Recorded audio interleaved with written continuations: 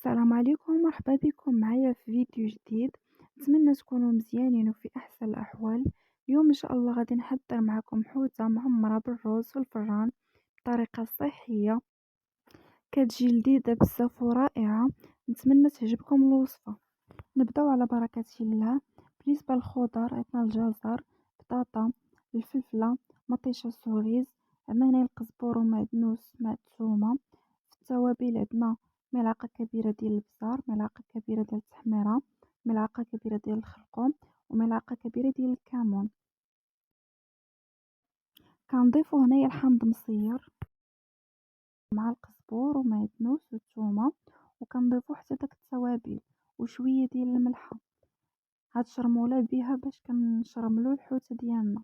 الحوتة بعد ما غسلتها مزيان ورقتها في شوية ديال الملحة والحامض.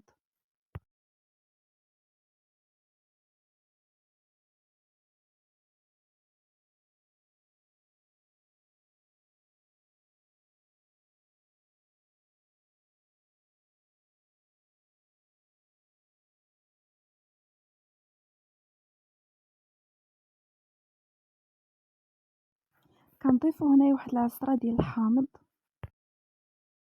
وكنبداو نشرملو في الحوتة ديالنا.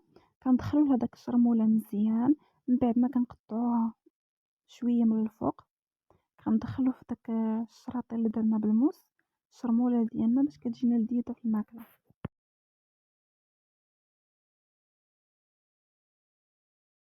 وحتى داك الروز كنضيفو نفس الشرمولة اللي درناها في الحوتة.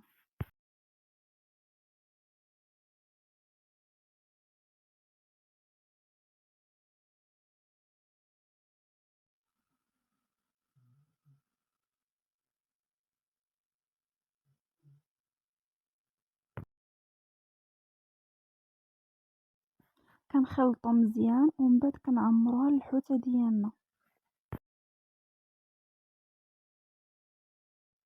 هنا خديت اللاطة اللي ندخلوها للفران، فرشت ليها البصلة والبطاطا والخيزو، وكنعمرو داك الرز للحوتة ديالنا. كنضيفو الفلفلة، مطيشة سوريز، حامض مصير، الزيتون، وكتبقى لنا واحد الشرمولة كنضيفو عليها كاس ديال الماء وكنكبوها على الخضرة ديالنا، ومن بعد كنضيف واحد القطرات ديال الزيت نباتية.